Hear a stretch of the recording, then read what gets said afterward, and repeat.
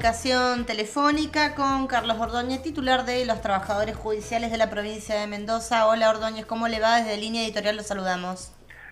Buenos días, un gusto. Igualmente, bueno, queríamos hablar con usted por esta reunión que van a mantener hoy a las 18 de la tarde allí en la sede del Arzobispado de Mendoza con el gobierno provincial y bueno, la iglesia ahí como mediando en este conflicto que mantienen por el tema de paritarias.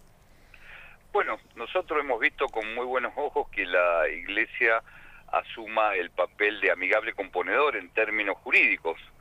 Me parece que el peor escenario de un conflicto es cuando las partes directamente no se hablan. Así que vamos esperanzados, o sea, una negociación que se dé sobre la base de la verdad, la fundamentación, la argumentación por parte de las partes, pero por sobre todas las cosas la intención política de poder acercar posiciones. Si no, va a ser difícil poder destrabar este conflicto que lleva bastante tiempo, ¿no? Perjudicando a los trabajadores, a su familia y a la ciudadanía en general, ¿no? Por supuesto, casi 17 días de paro, ¿no? En Así lo es, que va del año. sí, Esto de alguna manera ha afectado de forma importante a todo lo que es el servicio, porque es un servicio también, ¿no? El sistema de justicia. sí, yo diría es un derecho. Es un derecho, claro, exactamente. Bueno, y la expectativa, van contentos, pero bueno, ¿cuál es la expectativa? ¿De que, además del diálogo, de que se pueda llegar a algún tipo de acuerdo? Yo creo que sí, o sea, si hay intención de todas las partes, digamos Suprema Corte, Poder Ejecutivo y gremio, se pueden llegar a acuerdos. A nosotros nos ha sorprendido esta decisión del Ejecutivo de retirarse en forma unilateral de la paritaria, sobre todo porque hubieron 3 reuniones donde no concurrió directamente, incumpliendo el acuerdo de eh, llegar a una negociación tal día. Ese día no iban. Entonces, después decreto definiendo en forma unilateral el incremento de salario de los trabajadores judiciales. Si ahora han aceptado sentarse en una mesa que en términos de ello han tendido el arzobispado, creo que con muy buenas intenciones, me parece que puede llegar a ser un espacio donde realmente se destrabe. Ujú. Dos consultas, Ordóñez. Una tiene que ver con esto que usted acaba de decir, este aumento que cobraron los trabajadores judiciales el viernes.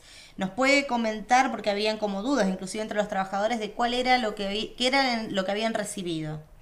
En realidad se ha recibido una parte del retroactivo de mayo, junio y proporcional de aguinaldo, y digo una parte porque el decreto contenía el rescalafonamiento de las clases 3 y 14 y reagrupamiento de choferes, y eso no se ha liquidado. Ujú. Bien, y con respecto al tema de los días que se van a descontar de paro, ¿cómo va a ser esto? A ver, yo creo que todo conflicto se resuelve cuando las partes acuerdan las distintas partes del conflicto, cómo se va resolviendo. El primero es el salario. Sí. Nosotros entendemos que hay que discutir salarios. Nos ha sorprendido el ministro de Gobierno diciendo no vamos a discutir salarios. Si el conflicto fue originado por el salario, es lo primero que hay que discutir. Ellos dicen no hay más plata. Nosotros entendemos que evidentemente hay una desaceleración de la actividad económica que ha llevado a un mayor estancamiento tanto a nivel nacional como a nivel provincial. Hay crisis y le reconocemos. Ahora, el tema es, ¿quién es el que se va a hacer cargo de los mayores costos y sacrificios de esa crisis? Porque hay veces que pretenden que seamos los trabajadores que asumamos la crisis. En ese aspecto yo creo que hay medidas que se están tomando, tanto a nivel nacional como a nivel provincial, que terminan haciéndole recaer las crisis sobre los trabajadores. Por ejemplo, el retraso en la actualización del mínimo no imponible en ganancia, que termina licuando incrementos. La segmentación de las asignaciones familiares, cada vez son menos los trabajadores que llegan al monto total de las asignaciones. La definición política de poner techos a las negociaciones, techos por debajo de la inflación. Mientras tanto, se sigue sin avanzar en una reforma impositiva que grave a los sectores con mayor capacidad contributiva. Caso concreto, el tema de la renta financiera. Entonces, en ese aspecto yo me parece, primero, que el gobierno tiene posibilidades a partir de políticas anticíclicas de redistribuir mejor, dentro inclusive de esta crisis. Somos conscientes que la provincia puede llegar a tener 2.800 millones de pesos de déficit, pero no es la misma situación que provincia de Buenos Aires. O sea, acá aumentó la recaudación. Podemos decir también que ha aumentado sobre todo producto de la inflación. Ahora, existen características que desde lo macroeconómico distingue a Mendoza del resto de las provincias en crisis.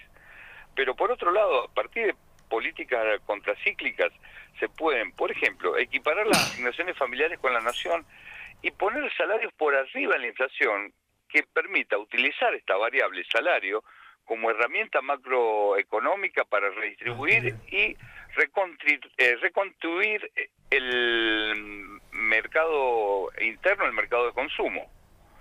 Me da la impresión de que si existe intencionalidad política para ello, existen posibilidades de salida. Con respecto al tema de los descuentos que ustedes dicen, evidentemente la Corte deberá reflexionar, y lo que estamos intentando es que en esta mesa también se reflexione sobre los responsables últimos de originar el conflicto.